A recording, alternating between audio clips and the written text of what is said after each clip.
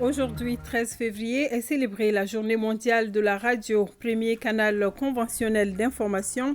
Malheureusement, le manque de professionnalisme cause du tort de nos jours à ce médium très important.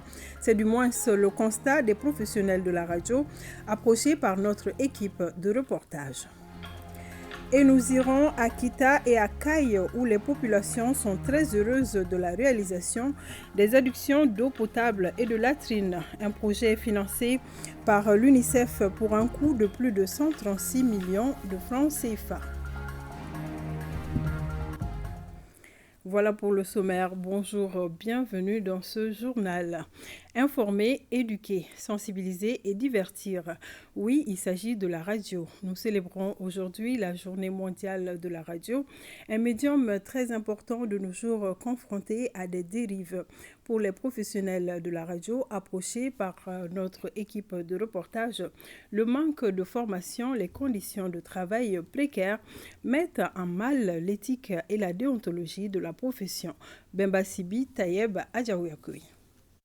Vous êtes sur l'émission Hit des Trois. La radio est un médium vivant qui informe, éduque, sensibilise et divertit. Mais de plus en plus, les dérives et propagandes sur les ondes tendent à prendre le dessus sur ces fonctions premières de radio. Les professionnels du métier pointent du doigt plusieurs facteurs à la base de cette situation. On ne devient pas homme des radios qui le veut. Tout le monde ne peut pas être homme des radios. Mais on constate ici à Bamako, il y a certaines personnes qui se lèvent du jour au lendemain sans formation ni rien, prendre le micro et dire tout ce qu'ils veulent. La situation, c'est tout d'abord le fait qu'on assiste actuellement à Bamako à une floraison des radios. C'est une porte ouverte à toutes sortes de dérives. Et certains en font même pour faire des règlements de compte. Je ne suis pas contre le fait qu'il y ait une floraison des radios à Bamako ou la liberté d'expression ou autre chose, mais le minimum doit être de rigueur dans ces radios afin qu'on puisse avoir de la qualité.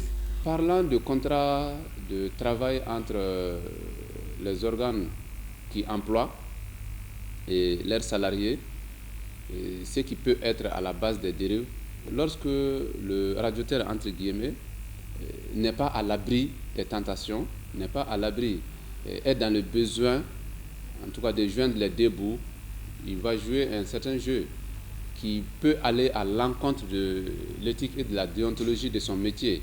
La première cause, la première raison, il faut que le journaliste qui parle sur une antenne soit un journaliste bien formé, qu'il respecte la déontologie, qu'il respecte l'éthique. Et cela passe nécessairement par la formation. Le journaliste bien formé passerait difficilement dans les dérives.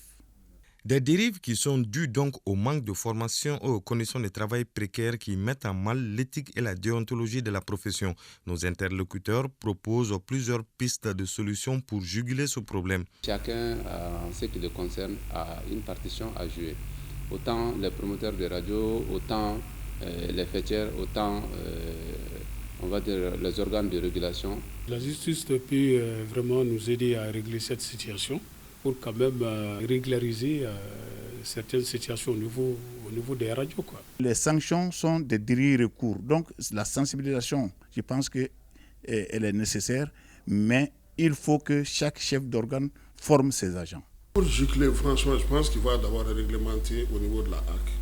C'est-à-dire les documents que nous venions d'adopter au niveau de la presse, de la maison de la presse, avec la participation de tout le monde. Je pense que c'est à l'État de voir comment ces textes peuvent être appliqués, passer par les CNT, transformés en loi, pour qu'au moins qu'on sache qu'il y a des règlements à respecter. Des mesures qui devront permettre à la radio de retrouver son lustre d'antan car la profession a été longtemps ternie par ces dérives et propagandes. À défaut, la justice est là pour rappeler à l'ordre par la répression des infractions, même si pour les professionnels qu'on a approchés, ce serait un aveu d'échec des différents acteurs concernés par ce problème.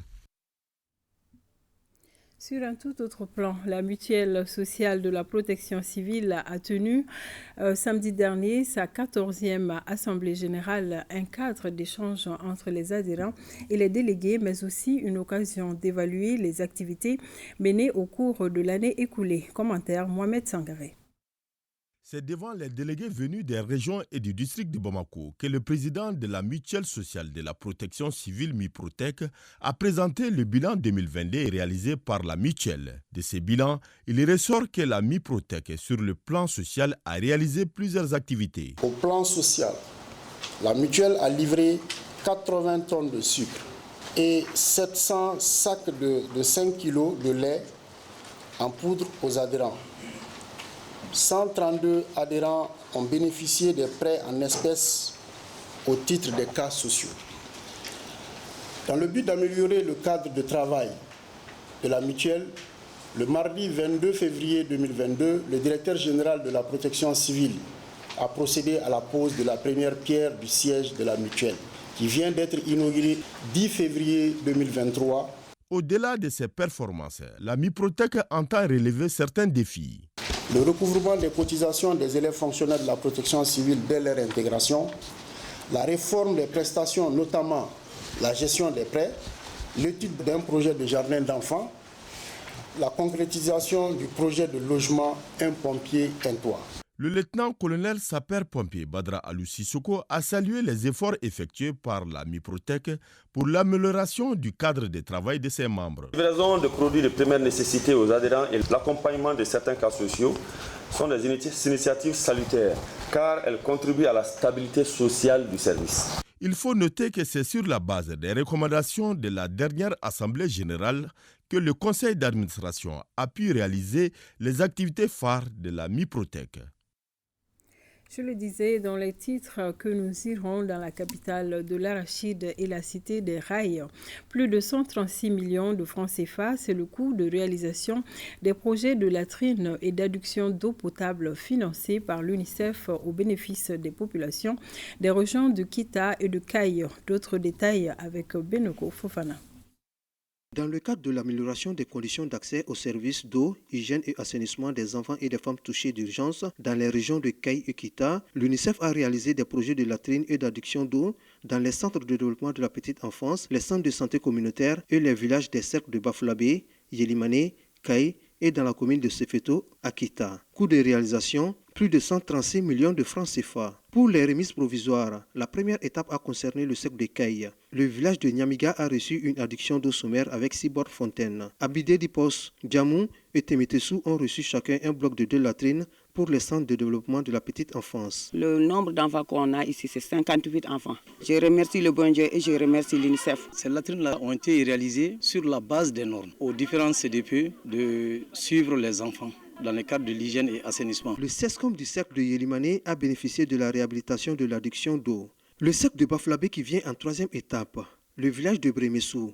Les CESCOM de Djakitela, Manantali et Walia ont tous bénéficié chacun d'un château d'eau et des bonnes fontaines. Et toujours dans la commune rurale de Maïnasek de Bafulabé, les centres de développement de la petite enfance de Djatawali, Maïnandi et Solo ont reçu à leur tour un bloc de 2 latrines. Cette mission de remise provisoire a pris fin dans la commune de Sefeto, région de Kita, où le centre de santé de référence a bénéficié d'un forage et un château d'eau de 5 mètres cubes et 4 blocs de 2 latrines. Il est passé des moments ici à Sefeto où on ne pouvait même pas avoir un 20 litres d'eau par 24 heures. Même les accouchements, vous imaginez autre situation médicale. Donc la réception de ces ouvrages-là sont vraiment un bonheur pour nous et au CCRF ici. Les normes ont été respectées. On était tous là, l'assainissement, la santé et l'hydraulique. Et il y avait un suivi rapproché. Notons que partout où la mission est passée, le représentant de l'UNICEF du bureau de Kaï, Moustapha Diarra, administrateur eau, hygiène et assainissement, n'a pas manqué d'inviter les bénéficiaires à une utilisation judicieuse de ces réalisations. Et nous restons avec l'UNICEF qui vient d'appuyer un pôle de services techniques de Sikasso pour un montant de plus de 70 millions de francs CFA. C'est pour accompagner le processus d'élaboration des PDSEC des communes des cercles de Bougouni, Kolondjeba et Yorosso. On en sait plus avec Pri Makone. Cette remise de documents est la dernière phase du processus d'élaboration des programmes de développement économique et social PDSEC des communes de Menamba et Urukila dans le cercle de Yorosso délocalisé à Koutiala. L'objectif est de doter ces communes de véritables instruments de planification et de plaidoyer intégrant de nouvelles thématiques. Parmi ces thématiques figurent les changements climatiques, la sécurité alimentaire et le cycle de vie de l'enfant. La planification a été une étape cruciale dans le processus d'élaboration du programme de développement économique, social et culturel PDSEC. Elle permet de déterminer les orientations de développement et les objectifs de PDSEC orientés sur les objectifs de développement durable ODD, évaluer les besoins et faire des plans quinquennaux de développement et autres. Cette remise de documents de PDSEC s'effectue dans le cadre de la prise en compte des activités du programme de coopération Mali-UNICEF 2020-2024. De façon globale, l'UNICEF a appuyé un pôle de services techniques de Sikasso pour un montant de plus de 70 millions de francs CFA afin d'accompagner le processus d'élaboration des PDSEC des communes des cercles de Bougouni, Kolangeba et Yorosso. Il est ainsi prescrit aux collectivités territoriales l'élaboration et l'adoption d'un plan-programme de développement économique, social et culturel, la mise en cohérence des programmes locaux avec les programmes régionaux et sectoriels, l'animation de la planification locale et l'aménagement du territoire. Aujourd'hui, force est de constater que la plupart des outils de planification, notamment les PDSEC, ne respectent pas la démarche d'élaboration proposée dans les différents guides. Ces documents devront permettre aux communes bénéficiaires de contribuer à l'amélioration progressive des conditions de vie des populations. Et tout en image, le président du conseil d'administration de la mutuelle de la garde nationale du Mali, le lieutenant-colonel Alouseni Ba, était au camp de garde de Koulikoro jeudi dernier. Objectif, informer et sensibiliser sa corporation sur les avantages de la mutuelle de la garde nationale afin que ceux-ci puissent y adhérer. Signalons que le gouverneur de la région de Koulikoro, le colonel Lamine Kapouri Sanogo, a pris part à cette rencontre. Le chef de l'exécutif régional a fait un témoignage sur l'importance de la mutuelle. Il a ensuite invité les agents de la garde à s'acquitter de leurs cotisations.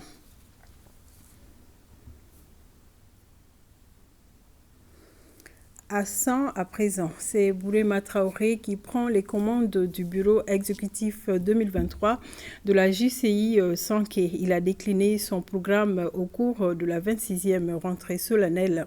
C'était en présence de ses pairs et collègues venus de plusieurs régions du Mali. Les activités ont débuté par la mise en eau de milliers d'alevins dans la mare Sanké en vue de rendre la prochaine fête Sankémo plus agréable de son Drissa Koné. Cette 26e rentrée solennelle de la JCI Sanké marque le début des activités de la nouvelle mandature. Elle a comme président Bourema Traoré. Il place ce mandat au service de la communauté à travers le leadership et l'entrepreneuriat jeune, raison pour laquelle il a débuté ses activités par un geste très utile pour les Sanois, c'est-à-dire l'empoisonnement de la mare Sanké.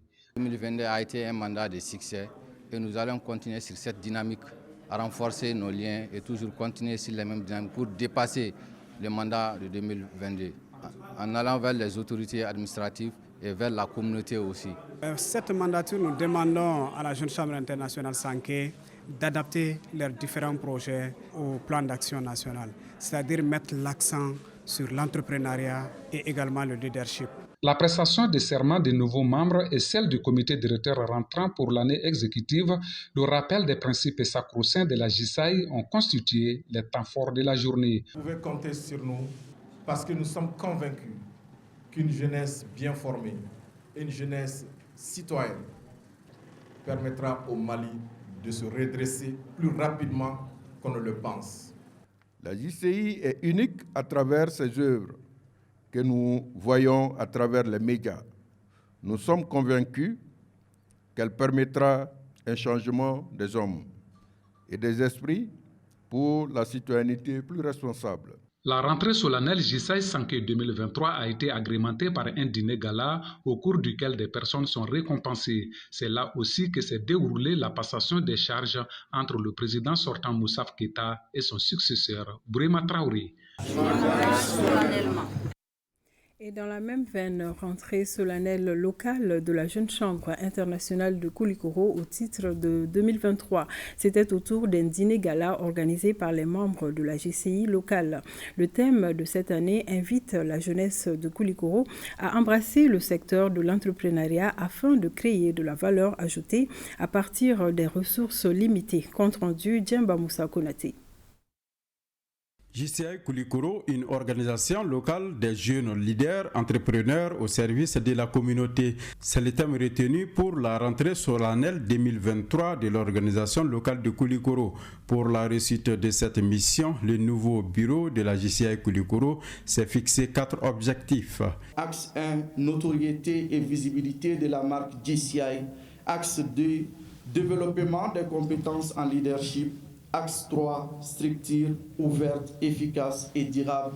Et axe 4, innovation guidée par les données. Au regard du thème choisi pour cette année, les parrains ont invité les jeunes à être des citoyens actifs pour investir dans leur communauté. Personnellement, j'encourage toutes les organisations de jeunes à promouvoir l'excellence et la bonne gouvernance afin d'être parmi les meilleurs exemples de notre pays. JCI voudrait répondre aux besoins de nos communautés, notamment les plus jeunes, en mettant à disposition l'Institut national de formation pour que nos membres, mais aussi l'ensemble des jeunes du Mali également, puissent bénéficier de notre savoir-faire. Donc nous comptons sortir de notre zone de confort habituelle. Nous voudrons également renforcer l'employabilité de nos membres en mettant l'accent sur un esprit entrepreneurial. Les autorités communales et administratives se disent conscientes des difficultés que la JCI Koulikoro traverse et que leur accompagnement ne fera pas défaut. L'occasion est opportune de vous remercier au nom des autorités administratives de la région pour votre mobilisation massive, votre engagement et disponibilité quotidienne à faire de notre région un exemple à travers vos actions citoyennes pour un nouveau Mali fort et inclusif. La soirée a également été marquée par l'intronisation de 4 nouveaux impétrants et la passation de charges au président de la mandature 2023, Isiaka Diarra. Le sous-préfet de Niamina a profité de cette occasion pour attribuer une parcelle à la JCI Koulikoro qui devra servir de bureau. Culture, la commune rurale de Kéméni, dans le cercle de Bla, région de Ségou, vient d'organiser la 4e édition du festival Djoumako. À travers ce rendez-vous culturel, les ressortissants de la localité veulent faire connaître aux jeunes générations les richesses artistiques, culturelles et touristiques du terroir. Jacqueline Dako et Bassi Traoré étaient nos envoyés spéciaux à ce rendez-vous culturel. Djoumako est une fête traditionnelle célébrée après les récoltes à Kéméni et tous les ressortissants de la localité se retrouvent généralement au Bercail pour la célébration de cette fête annuelle. Le ton de cette 4e édition est donné avec un rite traditionnel qui s'appelle le ntomo et qui nécessite l'usage de fouet par les jeunes garçons pour leur initiation aux épreuves de la vie. C'est une tradition dans notre village. Ça prouve notre bravoure. Ça fait plaisir d'être avec mes semblables pour ces épreuves.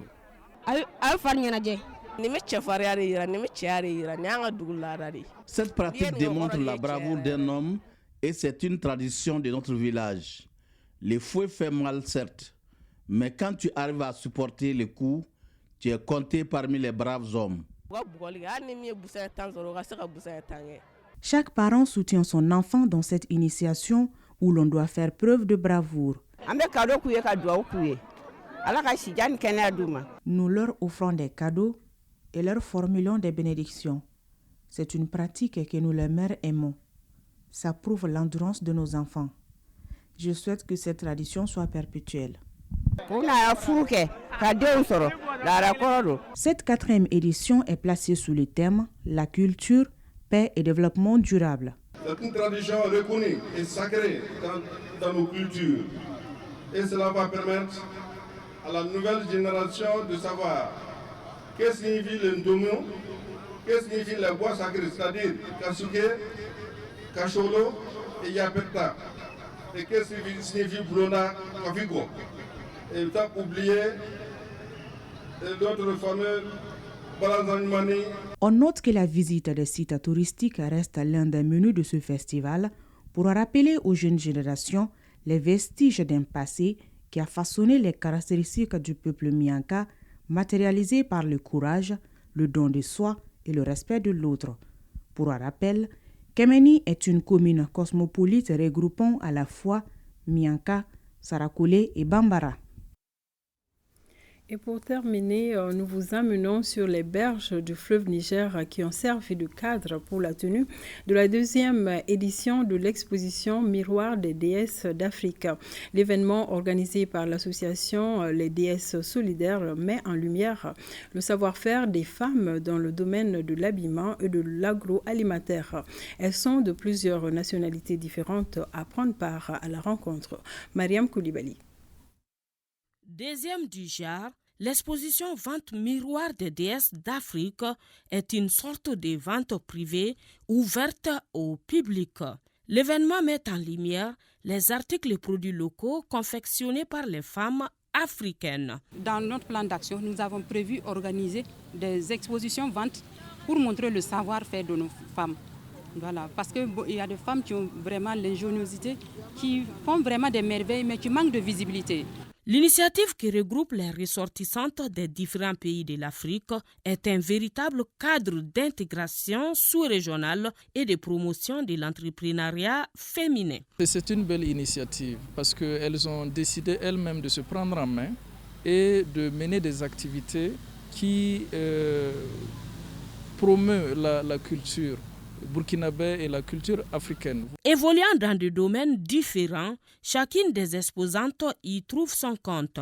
Ça aide nous les femmes dans l'entrepreneuriat à pouvoir, en dehors de même celles qui sont dans le domaine professionnel, à pouvoir avoir une autre source de revenus pour soutenir la famille et aussi ça participe à l'épanouissement de la femme en tant que telle. Et c'est des occasions de se rencontrer, de partager des moments ensemble. Il y a plusieurs nationalités, donc j'ai appris plusieurs choses, j'ai vu plusieurs choses, donc c'est un mélange culturel.